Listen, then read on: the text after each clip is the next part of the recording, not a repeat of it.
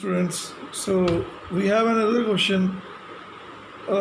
आप लोगों ने प्रीवियस क्वेश्चन किए होंगे, तो जहाँ तक मुझे लगता है कि आप लोगों को कोई क्वेरीज है नहीं। सो इस क्वेश्चन के अंदर क्या है, कई बार क्वेश्चन में इंफॉर्मेशन दी होती है लास्ट डेट की, प्रीवियस डेट की, जैसे ये बिगिनिंग की है, ये एंड की है। तो हमने रूल वही फॉलो करना है इसके अंदर भी कि assets is equal to liability plus capital, है ना। हमारे पास फॉर्मूला है ना, assets is equal to liabilities plus capital. लेकिन अब करेंगे कैसे? इस क्वेश्चन के अंदर आपके पास ओपनिंग बैलेंस दिया हुआ है कि जब बिजनेस स्टार्ट किया तो उसे ओपनिंग कैपिटल बोलते हैं। और लोन यानी कि लायबिलिटी आपने ली, ठीक है। अगर आपने लायबिलिटी ली तो क्वेश्चन में कहीं लिखा तो नहीं हुआ कि हमने पे किया। इट मीन्स जो ये लायबिलिटी है वो आपकी क्लोजिंग लायबिलिटी ट्रीट होगी। क्लोजिंग लायबिलिटी, क्योंकि आप बिज़नेस में अगर लोन लेते हो तो वो एंड तक चल रहा है, आपने पे तो किया नहीं, तो उसे क्लोजिंग लायबिलिटी बोलते हैं, ठीक है। यही हमें चाहिए होती है। क्वेश्चन में एंड के एसेट भी दिए हुए हैं, एंड डेट के, तो एंड डेट के अगर एसेट दिए हुए हैं तो इसे हम बोलेंगे क्लोजिंग एसेट। ये आपके पास इंफॉर्मेशन है, आपको निकालनी कैपिटल क्लोजिंग। तो फॉर्मूला क्या है? Asset equal to liability plus capital. अगर मैं इसी को लिख दूँ closing capital, closing liability, closing capital, है ना, closing asset, closing liability, closing capital, same formula बनेगा। तो यहाँ हम लिखते हैं closing assets equal to closing liability. Formula वही है, बस हमने क्या किया, क्लोजिंग वर्ड जो है वो ऐड कर दिया, फॉर्मूले को मोल्ड कर दिया। अब कैपिटल को यहीं रखते हैं, इसको उधर ले जाते हैं।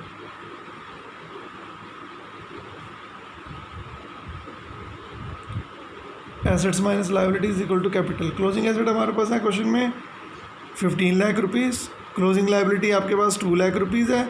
इट मीन्स आपके पास क्लोजिंग कैपिटल 13 लाख रुपए आ गए। अब निकालना है इसके अंदर प्रॉफिट। तो बेटा प्रॉफिट निकालने का फॉर्मूला होता है कैपिटल एट द एंड, जिसको क्लोजिंग कैपिटल बोलते हैं। ऐड करते हैं ड्राइंग, अगर कोई पैसा हमने निकाला हो, लेस करते हैं एडिशनल कैपिटल, अगर आपने साल के दौरान बीच में कोई पैसा लगाया है, ठीक है, और लेस करते हैं ओपनिंग कैपिटल। ये फॉर्मूला होता है। हालांकि इस क्वेश्चन के अंदर ना तो हमारे पास ड्राइंग है ना ये है, तो फॉर्मूला क्या बनेगा, closing capital minus opening capital. Closing capital हमने अभी निकाली 13 लाख रुपये, ठीक है। ओपनिंग कैपिटल हमें पता है 7,50,000 रुपीज़, स्टार्टिंग में जो हमने बिज़नेस स्टार्ट किया था वो वाले। तो अब क्या जो प्रॉफिट आएगा वो आएगा, माइनस कर लेंगे 13 लाख में से ये 5,50,000 ही आएगा प्रॉफिट। तो ऐसे बच्चे क्वेश्चन करना है। उसके बाद आपके पास एक कंसेप्ट आता है meaning of debit and credit. Meaning of debit and credit. Debit को शॉर्ट में लिखते हैं DR, क्रेडिट को शॉर्ट में एब्रीविएट करते हैं CR, ठीक है। हमारे पास जो है दो कंसेप्ट होते हैं। टी शेप अकाउंट हम बनाते हैं, ये मैं पहले भी आपको एक वीडियो में बता चुका हूँ। ये आपका टी शेप अकाउंट होता है, इसे टी शेप अकाउंट बोलते हैं। पर्टिकुलर अमाउंट, पर्टिकुलर अमाउंट, ये राइट साइड क्रेडिट होती है, लेफ़्ट साइड डेबिट होती है। लेफ़्ट हैंड साइड जो है डेबिट होगी, राइट हैंड साइड जो है क्रेडिट होगी। तो बेटा हमारे पास दो अप्रोच हैं इसके अंदर। एक तो इंग्लिश अप्रोच है, ठीक है, जिसे ट्रेडिशनल अप्रोच भी बोलते हैं।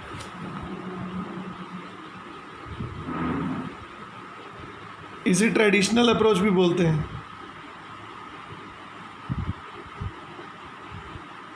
और इसके अंदर जो हम करते हैं वो है डबल एंट्री सिस्टम। हमारे पास प्रॉपर चैप्टर है इसका।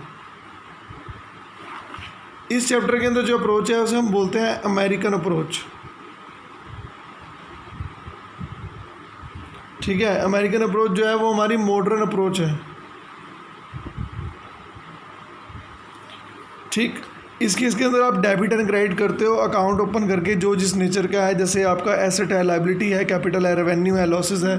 मैंने आपको भी थोड़ी देर पहले बताया कि जो आपका एसेट होता है वो आपका एक तरह से डेबिट में इंक्रीज़ होता है, क्रेडिट में डिक्रीज़ होता है, ठीक है।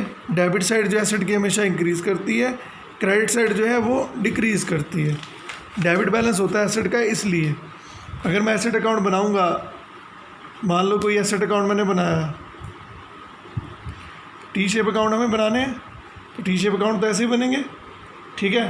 ये इसकी साइड डेबिट होगी, ये इसकी साइड क्रेडिट होगी, ये यहाँ पे पर्टिकुलर होगा अमाउंट, पर्टिकुलर अमाउंट। डेबिट में एसेट इंक्रीज होंगे, इंक्रीज इन एसेट, क्रेडिट में डिक्रीज होंगे, डिक्रीज इन एसेट। उसके बाद आती है बात लायबिलिटी की। लायबिलिटी में क्या होता है, क्रेडिट में इंक्रीज़ होती है, डेबिट में डिक्रीज़, इसका रिवर्स चलती है लायबिलिटी। तो लायबिलिटी अकाउंट अगर हम बनाते हैं, ये आपका पर्टिकुलर है, ये अमाउंट है, ये पर्टिकुलर, ये अमाउंट, ये क्रेडिट साइड, ये डेबिट। क्रेडिट में लायबिलिटी बढ़ेगी, हमेशा इंक्रीज़ होगी, डेबिट में डिक्रीज़ होगी। ऐसे बच्चों आपका कैपिटल अकाउंट होता है। कैपिटल यानी कि the amount invested by the business, है ना, started business with cash, started business capital जो था, स्टॉक लेके आया कोई, कमेंस करता है कोई बिज़नेस स्टार्ट करता है, जो अमाउंट या एसेट्स लेके आता है उसे हम कैपिटल बोलते हैं। क्रेडिट में इंक्रीज़ होता है, डेबिट में डिक्रीज़। डेबिट का मतलब है विड्रॉ कर लिया अगर कैपिटल, तो कैपिटल अकाउंट अगर बनाएं तो सेम वैसे ही जैसे लायबिलिटी है, यहाँ पे तो इंक्रीज़ होगा, एडिशनल कैपिटल लगा दी, इंक्रीज़ इन कैपिटल, यहाँ पे डिक्रीज़ होगा। ये आपकी डेबिट साइड है, ये आपकी क्रेडिट साइड है, ओके। उसके बाद आपका आता है इनकम, ये भी आपका सेम है, रेवेन्यू यानी कि आपकी इनकम होती है। तो एक चीज़ याद रखना हमेशा, इनकम और लायबिलिटी की सेम ट्रीटमेंट होती है, क्रेडिट में इंक्रीज़ होती है, डेबिट में डिक्रीज़ होती है। तो यहाँ पे क्या होगी, इंक्रीज़। गेंस बोल देते हैं जो कभी कभी होते हैं, इनकम बोल देते हैं, यहाँ पे डिक्रीज़ होती हैं। तो लॉस का फिर वही एसेट वाला सिस्टम, लॉस हो या आपका एक्सपेंस हो, डेबिट में इंक्रीज़ होते हैं, क्रेडिट में डिक्रीज़ होते हैं।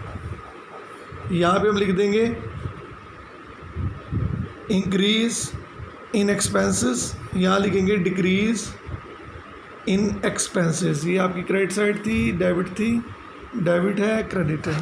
तो ये आसान है, बिल्कुल कोई दिक्कत वाली बात नहीं है इसमें। आप लोगों को ये समझ आना चाहिए, इजी है कंसेप्ट। आप इसके कम से कम 15 इलिस्ट्रेशन तक, प्रैक्टिकल तक ट्राई करना, तो आई होप आप लोगों को ये समझ आ जाएगा। अगर आपको कोई प्रॉब्लम होगी तो आप मुझसे पूछ लेना। Thank you so much.